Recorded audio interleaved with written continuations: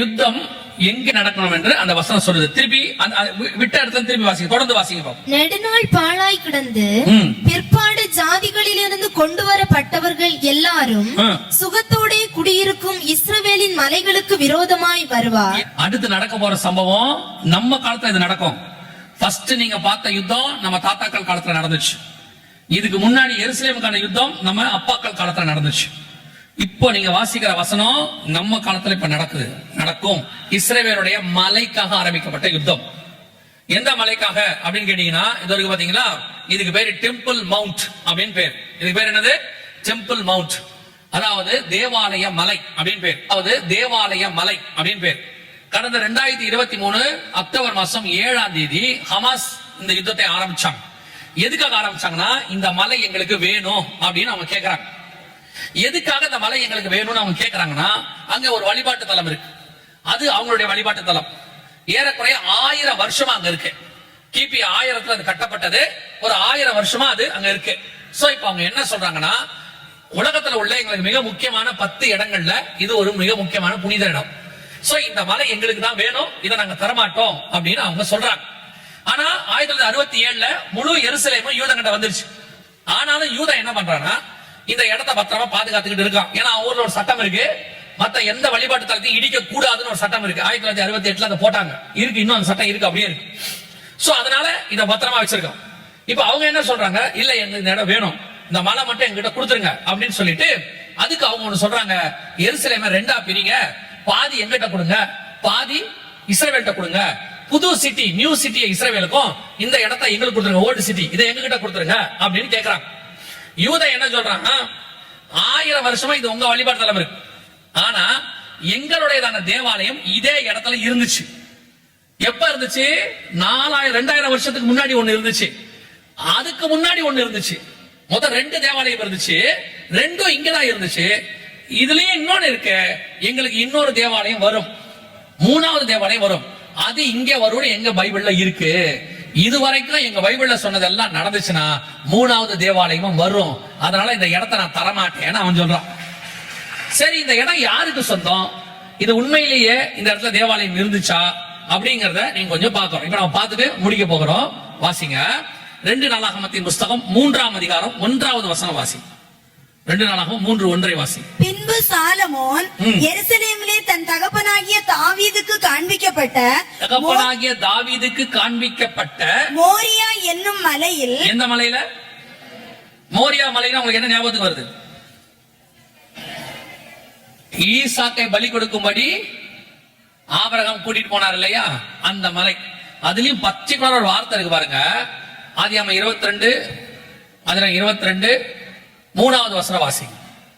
Abraham அதிகாலையில் எழுந்து தன் கழுதையின் மேல் சேணம் கட்டி தன் வேலைக்காரரில் 2 பேரையும் தன் குமாரன் ஈசாக்கையும் கூட்டிக் கொண்டு தகன பலிக்கு கட்டைகளையும் பிளந்து கொண்டு தேவன் தனக்கு குறித்த இடத்திற்கு புறப்பட்டு போனான். எந்த இடத்துக்கு புறப்பட்டு போனான்?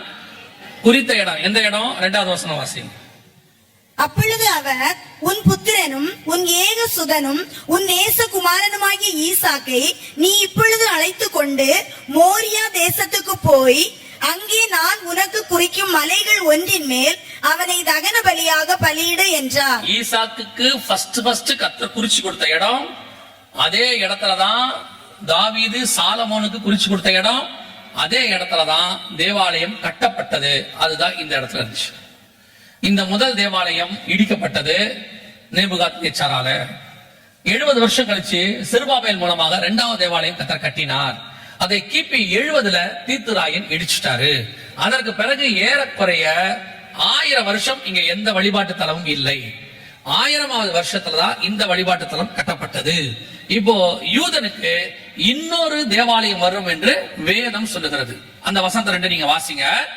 மத்தேயு எழுதின சுவிசேஷம் 24ஆம் அதிகாரம் 15வது வசனம் வாசி. மேலும் பாழாக்குகிற அருவருப்பை குறித்து தானியேல் தீர்க்கதரிசி சொல்லி இருக்கிறானே, வாசிக்கிறவன் சிந்திக்க கடவன், நீங்கள் அதை பரிசுத்த ஸ்தலத்தில் நிற்க காணும் போது. அப்போ யூதனுக்கு என்ன வரும்? இன்னும் ஒரு பரிசுத்த ஸ்தலம் ஒன்று வரும். அவனுக்கு, நமக்கு இல்ல, அவனுக்கு ஒரு பரிசுத்த ஸ்தலம் வரும். இப்ப இல்ல, சோ கண்டிப்பாக வரும். இன்னொரு வசனம் தானியேல் புஸ்தகம் 9ஆம் அதிகாரம் 27வது வசனம் வாசி. தானியேல் 9:27. அவர் ஒரு வாரம் அளவும் அநேகருக்கு உடன்படிக்கையை உறுதிப்படுத்தி அந்த வாரம் பாதி சென்ற பின்பு பலியையும் காணிக்கையும் ஒழிய பண்ணுவார். அப்பனா உபத்திரவ காலத்துல ஆரம்பிக்கும் பொழுது தேவாலயம் இருக்கும், பலி காணிக்கை எல்லாம் செலுத்துவாங்கன்னு சொல்லி பார்க்கிறோம். பாலாக்கு அருவருப்பு கொண்டு அங்க வைப்பாங்க. சோ வசனத்தின்படி யூதனுக்கு 3வது தேவாலயம் என்ன செய்யும்? வரும். இப்போ இவங்க சொல்றாங்க இந்த இடம் எங்களுக்கு வேணும். யூதன் சொல்றான் இல்ல எங்களுக்கு 3வது தேவாலயம் வரும், நாங்க என்ன செய்வோம்? அங்க வருவோம். அதுலயும் அவங்க என்ன சொல்றாங்க கேட்டீங்கன்னா, இது தேவாலயத்துக்கு அவங்க வாங்கி வச்சிருக்கிறதான தட்டுமுட்டு சாமான்கள் எல்லாத்தையும் என்ன பண்ணி வச்சிருக்காங்க? வாங்கி வச்சிருக்காங்க.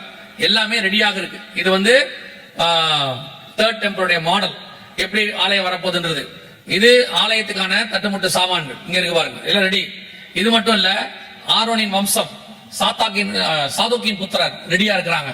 அடுத்து பலி கிடாரி ரெடியா இருக்கு. எருசலேமுக்கு அந்த கிடாரியை கொண்டாந்தாச்சு பலி செலுத்துறதுக்கு. இப்போ ஆசாரியன் ரெடி, பலி பொருள் ரெடி, தட்டிமுட்டு சாமான்கள் ரெடி, அப்புறம் தேவையான அத்தனை காரியங்கள் மாடல் பிளான் எல்லாம் ரெடி.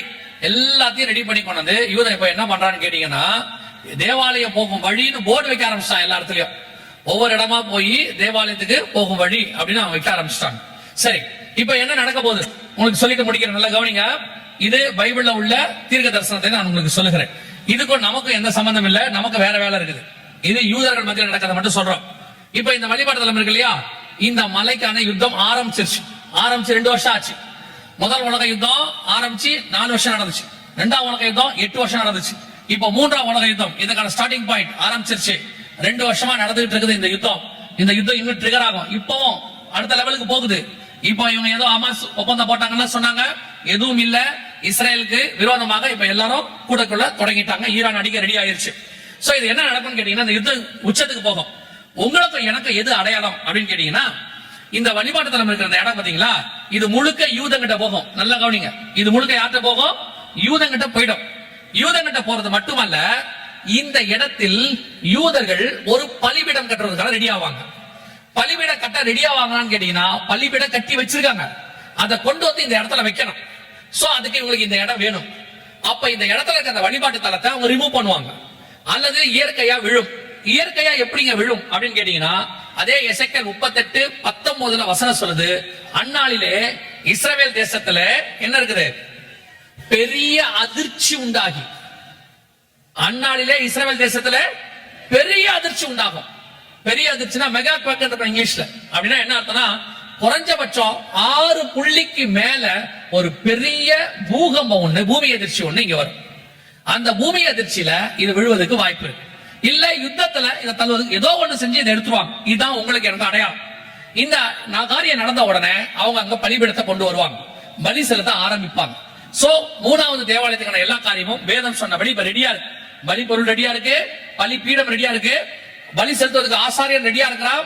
நல்லா கவனிங்க, இதெல்லாம் ஏதோ உங்களுக்கு செய்தி கொடுக்கறதுக்காக அதான் சொன்ன, இந்த 20 நிமிஷம் ரொம்ப இம்பார்ட்டன்ட்னு. மத்த எதுலயுமே கான்சென்ட்ரேட் பண்ணாதீங்க, நல்லா கவனிச்சுட்டே இருங்க. பலி செலுத்துறதுக்கு ஆசாரியன் ரெடியா இருக்கான், பலி பொருள் ரெடியா இருக்கு, பலி பீடம் ரெடியா இருக்கு. அவங்க சொல்றாங்க, எங்களுக்கு இன்னும் இந்த இடம் மட்டும் தான் வேணும். அந்த இடத்துக்கான சண்டையும் ஆரம்பிச்சிருச்சு.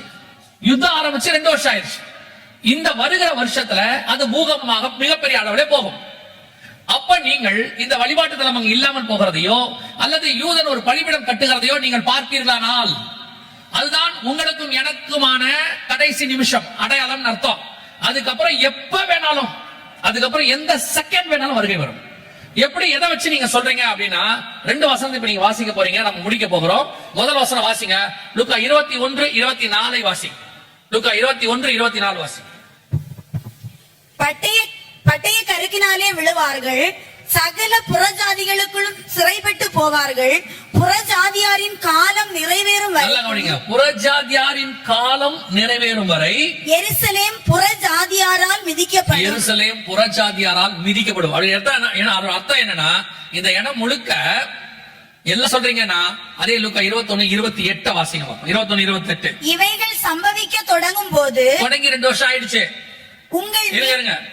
இவைகள் சம்பவிக்க தொடங்கி 2 வருஷம் ஆயிடுச்சு. தொடங்கும் போது ஆண்டவர் அப்ப எழுதினாரு, அத்திமரம் துளிர்க்கும் போதுன்னு சொன்னாரு. இஸ்ரவேல் வரத பத்தி துளிர்த்து 77 வருஷம் ஆயிடுச்சு. எருசலேம் ஸ்தானத்துக்கு வரும்னு சொன்னாரு, வந்து 50 வருஷம் ஆயிடுச்சு. பலி செலுத்தப்படும் சொன்னாரு, பலிக்கான எல்லாம் ரெடியா இருக்கு. பைபிள்ல சொன்ன தீர்க்க தரிசனங்கள்லாம் நடக்கும்னு சொன்னதெல்லாம் நம்ம காலத்துல நடந்துட்டு இருக்கு இந்த 77 வருஷத்துல. அதுல பர்டிகுலரா இந்த வசனம் இவைகள் சம்பவிக்க தொடங்கும் போதுன்னு கர்த்தர் சொன்னது தொடங்கி 2 வருஷம் ஆயிடுச்சு. இவைகள் சம்பவிக்க தொடங்கும் போது வாசிங்க. உங்கள் மீட்பு சமீபமாய் இருப்பதால் உங்கள் மீட்பு சமீபமாக இருப்பதால் நீங்கள் நிமிர்ந்து பார்த்து உங்கள் தலைகளை உயர்த்துங்கள். இந்த என்றார். காரியங்கள் எல்லாம் சம்பவிக்க ஆரம்பிக்கும் பொழுது உங்கள் மீட்பு சமீபமாக இருப்பதால் நீங்கள் நிமிர்ந்து பார்த்து தலைகளை உயர்த்துங்கள். இதுதான் உங்களுக்கு கொடுக்கப்படுகிறதான கடைசி எச்சரிப்பு, கொடுக்கப்படுகிற அடையாளம். நம் கண்களுக்கு முன்பாக இவைகள் எல்லாம் சம்பவிக்க தொடங்கிடுச்சு. இந்த 75 வருஷத்துல மட்டும்தான் இதெல்லாம் நடந்திருக்கு. 75 வருஷத்துல ஒரு தேசம், ஒரு இனம், ஒரு தலைநகரம், ஒரு தேவாலயத்துக்கான சண்டை, அதற்கானதான பலிபொருள், பலி செலுத்த வேண்டிய ஆசாரியன், அத்தனை ரெடி. இன்னும் உங்களுக்கு உணர்வு வரல, இல்ல கடைசி காலம் இல்ல, இன்னும் காலம் செல்லும், இன்னும் நான் அந்த காலத்து செய்யணும், இதை செய்யணும், இன்னும் 50 வருஷம் கழிச்சு இன்சூரன்ஸ், 75 வருஷம் கழிச்சு என் பேரப்பிள்ளைக்கு அது நீங்க நினைச்சிட்டு இருந்தீங்கன்னா நோவா காலத்து ஜனங்களுக்கு ஈக்குவலா மாறிடுவீங்க. வசனம் சொல்லுது மத்திய 24, 37, 38ல நோவின் காலத்தில் எப்படி நடந்ததோ அப்படியே மனுஷகுமார் வரும் காலத்திலும் நடக்கும். எப்படி எனில் புசித்தும் குடித்தும் பெண் கொண்டும் பெண்ணெடுத்தும் வெள்ளம் வந்து வாரிக்கொண்டு போகும் அளவும் உணராதிருந்தார்கள். இப்போ ஒரு சந்ததி அப்படிதான் உட்கார்ந்து எல்லா இடத்துலயும். கண்களுக்கு முன்பாக 77 வருஷமா இவ்வளவு நடக்குது. ஒரு ஒரு ஒரு சத்தியத்தை கேட்ட உடனே நினிவே ஜனங்க 40 நாள் உபவாசிச்சானாமா, ஒரு சத்தியத்தை கேட்ட உடனே. ஆனா இவ்வளவு அடையாளங்களை பார்த்த பிறகு ஒரு ஜனத்துக்கு, சபைக்கு அவர்களுக்குள்ளே உணர்வு வரல, தேவனை சந்திக்கணுங்கிற பயம் வரல. உன் தேவனை சந்திக்கும்படி ஆயத்தப்படும் சொல்லுது, அதுக்கான ஆயத்தம் இல்ல. மனுஷகுமாரனுக்கு முன்பாக நிற்க பாத்திரங்கள் இருக்கும்படி விடுத்திருந்து ஜெபம் இல்ல. இன்னும் வழக்குக்கும் வாதுக்கும் லேண்டுக்கும் ஆசீர்வாதத்துக்கும் தான் ஜெபம் போயிட்டு இருக்கு. இன்னும் வாக்குத்தத்தத்துக்கு பின்னாடி சபை ஓடிட்டு இருக்கு. சபை இன்னும் மனவாளனை எதிர்பார்த்து காத்திருக்கிற மனவாட்டியா இல்ல. நம்ம காலத்துல நடக்க வேண்டியது இவன் சொல்றேன், இதெல்லாம் வருகைக்கு முன்பாக நடக்க வேண்டியது நடந்துருச்சு. இன்னும் நடக்க வேண்டியது வருகைக்கு பின்னாடி உள்ளது. உபத்திரவ காலத்துல நடக்க வேண்டியதுல தீர்க்கதரிசனம் இருக்கு. அது இப்ப நமக்கு தேவையில்லை. நாம வருகையில போக வேண்டியவங்க. நாம ஆயத்தப்பட்டிருக்கிறோமா? நாம எந்த அளவுக்கு ரெடி ஆயிருக்கிறோம்? நம்ம கண்ணுக்கு முன்னாடி இயேசு வருவதற்கு முன்பதாக நடைபெற வேண்டிய எல்லா காரியங்களும் நடந்துருச்சு. உங்களுக்கு தெரியணும். அதான் ஆரம்பிக்கும் போது சொன்னேன், ஒரு நாள் வருகை என்று சொல்லிக் கொண்டிருந்த காலம் போய் நாங்கள் 365 நாள் வருகை குறித்து பேசிக் கொண்டிருக்கிறோம் ஏதோ ஒரு இடத்துல. இதே ஊழியத்தை நாங்க ஆரம்பிச்ச காலத்துல 20, 22, 23 வருஷத்துக்கு முன்னாடி ஆரம்பிச்ச போது மாசத்துக்கு 1, அப்புறம் வாரத்துக்கு 1 இருந்துச்சு. இப்போ தினந்தோறும் பேசும்படி கத்த வைக்கிறார். ஒரு அர்ஜென்சி இருக்கு. மணவாளன் வருகிறார் சத்தம் கேட்க தொடங்கிருச்சு. சபைக்கான மிக முக்கியமான எச்சரிப்புகள் கொடுக்கப்படுகிற காலகட்டம் வந்துருச்சு. இனி காலம் செல்லாது. இனி நாம் மணவாளனை சந்திக்க வேண்டிய இடத்துக்கு வந்துட்டோம்.